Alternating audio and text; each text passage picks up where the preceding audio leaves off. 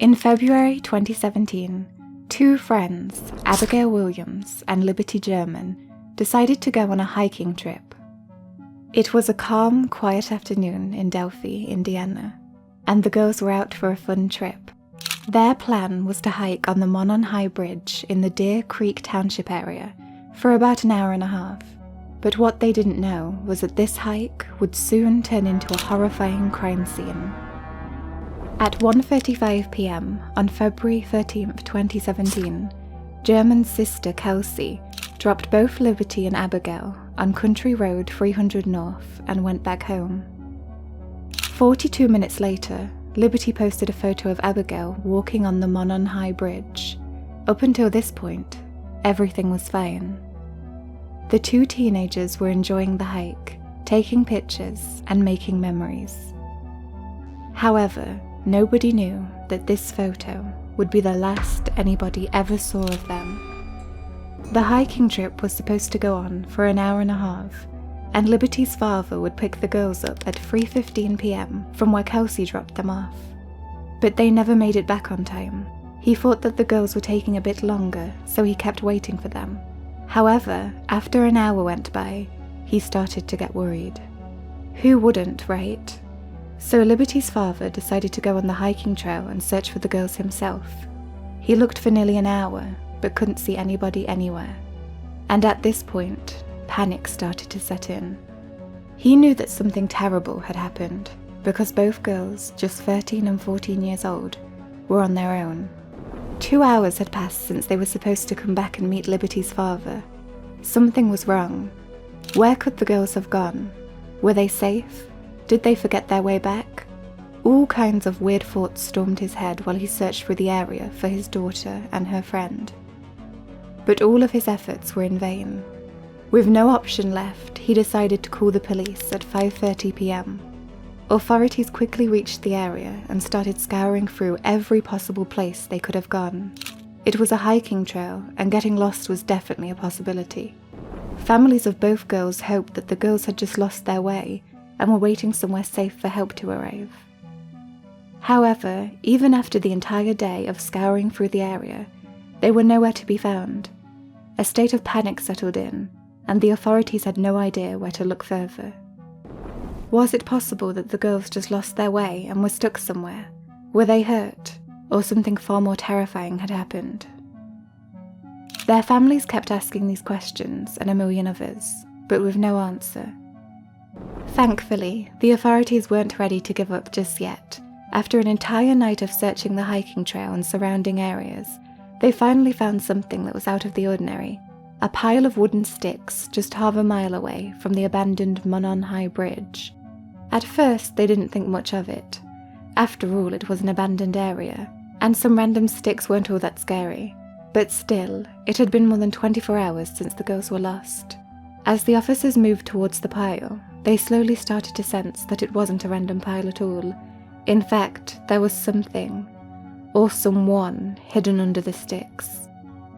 Slowly, they scattered the sticks away, and that is when they saw something that left them in shock.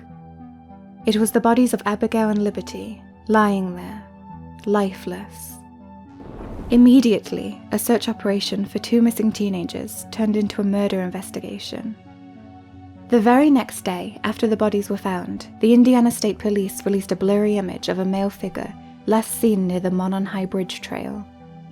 Since this man was the only other person seen in the nearby area where the girls were, he became the prime suspect. Looking at the grainy photo, it looked like the man was wearing jeans and a jacket and was walking on the bridge with his hands tucked in his pockets.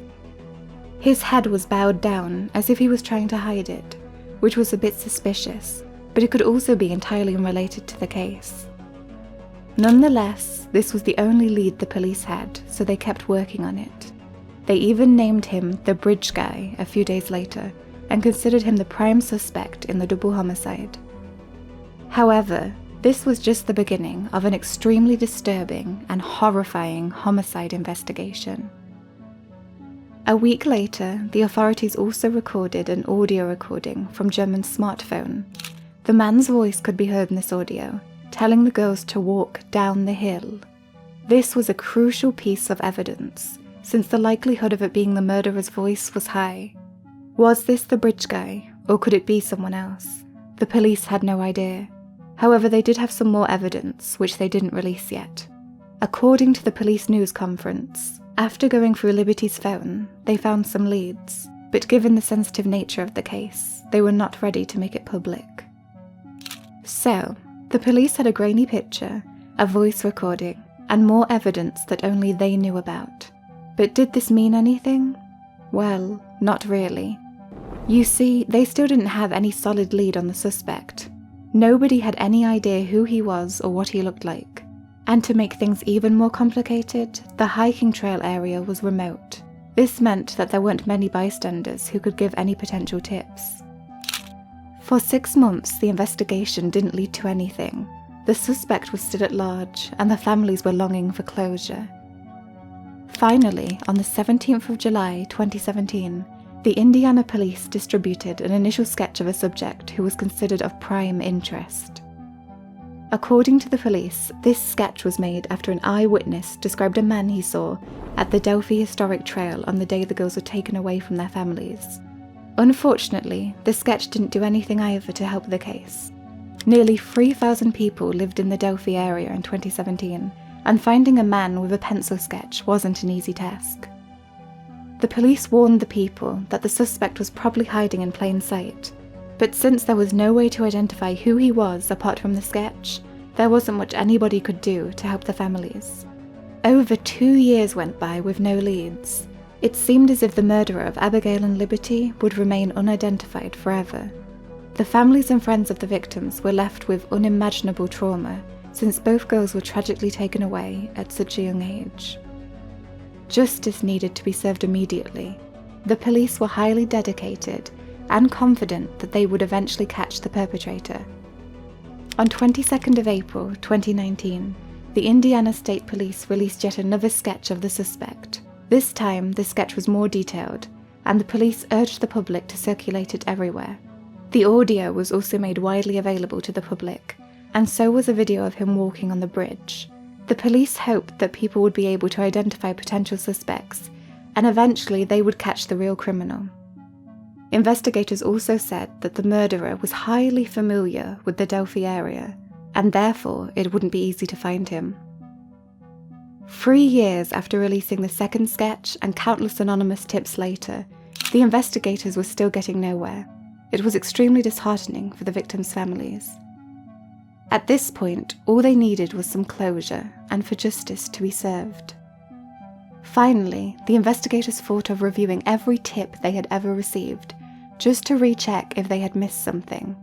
After all, what else could they do after 5 years of getting nowhere? In September 2022, investigators on the case found a small discrepancy that changed everything. A volunteer file clerk identified a misfiled tip regarding the case. The person who filed it wrongly recorded Richard Allen's last name and marked the file as cleared. Allen was a person of interest from the beginning, and this tip was brought in a few years ago. This was the first time where the police's botchy casework came out. For 5 years, they didn't bother checking the tips they received. If only they had done it before, the case could have reached somewhere years ago. Oh well, at least they got to it now.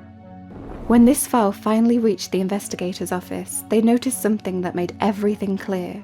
Just 3 days after the murders, Richard Allen had called in the tip and self-reported that he was on the hiking trails on 13th of February 2017, the day of the murders. But he clearly mentioned that he hadn't seen Abigail or Liberty. If the police had been more careful with the tips, they would have followed up on Allen the same week as the murders. They were helpful and all, but come on, that's just irresponsible. Nonetheless, the investigators knew that Allen was the only worthy lead they had in all these years. They also had some evidence. You know, the one they didn't release to the public before? Yeah, that evidence put Richard Allen at the crime scene. Obviously, the officers couldn't let him go without a long interrogation session. At this point, if they didn't go after him, it would be the worst case of police incompetency in history. So, on October 26, 2022, the investigators brought Allen in for questioning. After a long and rigorous session, the officers put him in custody. His first court appearance was on the 28th of October, and just 3 days later, the Indiana police announced publicly that Richard Allen was charged with 2 counts of murder in the case of Abigail and Liberty. His arrest was the first major break in a case that had lingered on for 6 years with no leads. The victims' families took a sigh of relief, hoping that justice would finally be served after such a long wait. However, with the trial remaining, nobody was sure whether Allen would be found guilty and put behind bars. Innocent until proven guilty, right? As is with most homicide cases, Richard Allen pled not guilty on both charges. On 29th of November 2022, Judge Francis Scull issued an order to unseal the probable cause affidavit that led to his arrest, and it was revealed that Liberty German not only recorded her murderer's voice, but also a video of him. In the video, one of the girls could be heard saying "gun," while the man asked them to go down the hill. According to investigators, this was the voice of Richard Allen, and the video, although blurry, also showed Allen. Nobody knew for sure whether it was him or not though. He definitely denied being the one in the video, but according to the officers, it was Allen. The court documents also showed that during investigations, a .40 caliber bullet was found lying just a few feet away from the bodies. Forensic reports were ordered, and when the results came back, the investigators linked this bullet to Richard Allen's personal firearm. Another eyewitness also came forward to say that she saw a man walking on the Monon Bridge, wearing a blue jacket and blue jeans. According to her testimony, she saw the man in a bloody and muddy state. To make things worse for Allen, another witness came forward to talk about a car parked near the hiking trail. Investigators followed this tip and found that the car matched a vehicle Richard Allen owned in 2017. Slowly, everything was adding up. It was becoming clear that Richard Allen was the one everyone had been looking for 6 years. But many were still skeptical about his guilt, since most of the evidence was based on eyewitness testimonies, a blurred photo, and a video with the voice of a man. However, this skepticism changed quite a bit when details of Allen's interview were released to the public. During the interview, Richard Allen said that he was visiting his mother's house in Peru, Indiana, while his wife was at work. According to his estimated timeline, he left the house at 11:15 a.m. and reached Monon High Trail an hour later. He told the officers that he saw 3 girls passing by the trail, and that he didn't see anybody else after that. From here, the investigators deduced that the 3 girls were Liberty, Abigail, and Kelsey, who dropped them off. When Allen got to know about the murders, he even told his wife that he was on the same hiking trail where the murders took place. After his wife told him that the police were looking for anybody with information, Allen talked to the officer at the Department of Natural Resources. However, he called the officer 3 days after the tragic incident took place. His interview with the investigators only further solidified their suspicions. You see, first of all, he outrightly confessed that he didn't see anybody else on the trail, apart from the girls, meaning that it was just him, Abigail, and Liberty there. Secondly, he called the Department of Natural Resources 3 days after the murders, which was very suspicious. He told his wife on the day of the murders that he was on the hiking trail, but it took him 3 days to talk to an officer? Yeah, something feels fishy here. Oh, and most importantly, his presence there at the exact time just connected all the dots, at least for the investigators. Despite the investigators constantly emphasizing that Richard Allen was the murderer, there were still a few things that needed to be more precise to establish his guilt. First of all, almost all of the evidence was circumstantial. For example, it is uncontested that he was on the hiking trail that day. However, whether his confession of murdering Abigail and Liberty was coerced or not is debatable. Secondly, the girls were found with their throats slit. The police didn't find the weapon, only an unspent bullet that was Richard's. There were no gunshot wounds on the bodies, and with no knife found, many argued that Richard couldn't be proven guilty. Thirdly, Allen's car being at the hiking trail wasn't evidence of anything, but the fact that he was there. I mean, he could be simply hiking, right? Lastly, there is no concrete evidence to prove his admission of guilt. Maybe he is innocent, or maybe not. Following his interview and the upcoming trial, Judge Gull issued a gag order on the case until January 2023 since the case was getting a lot of media attention. Finally, on October 18, 2023, Alan's trial began in Delphi. In open court, it was revealed by the prosecutors that the murderer cut both Liberty and Abigail's throats. Keep in mind that there was no murder weapon found, though. They also said that during his incarceration, Alan admitted to the murders over 60 times and said that he confessed to his mother, wife, family members, and even the prison warden and his psychologist. Could this be a coerced confession? Well, I'm no expert, so let's leave it up to the jurors to decide. Additionally, enhanced footage of the video recorded on Liberty's phone was also played for the jury, and the State Police Master Trooper testified that after listening to more than 700 prison calls made by Alan, the voice in the video was in fact Richard Allen's. The psychologist at the Indiana Department of Corrections also testified on behalf of Alan's defense that he had a serious mental illness and that he was gravely disabled. His original plan was to sexually assault the victims, but he was scared by a nearby van. This is when he decided to slit their throats and cover their bodies with sticks. Despite trying to plead insanity, the jury deliberations began on 7th of November 2024, and they reached a verdict 4 days later. On 11th of November 2024, Alan was convicted on both counts of homicide. At his sentencing hearing, Judge Gull passed a sentence of 65 years for each count, totaling 130 years behind bars.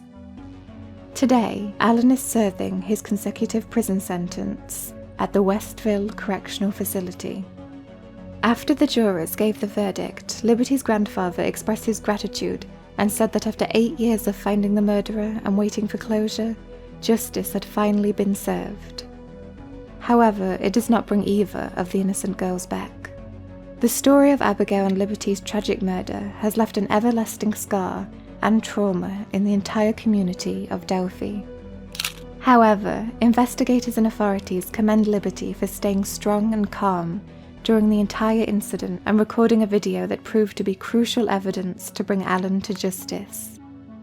Her courage is evidence that no matter how scary the situation, being calm and present-minded is extremely important. Hopefully, Abigail and Liberty's families find some solace in the fact that the murderer of their innocent daughters will stay behind bars forever. Some people still believe there wasn't enough evidence to implicate Richard Allen, and his appeals are under process. Who knows, maybe the real killer is someone else.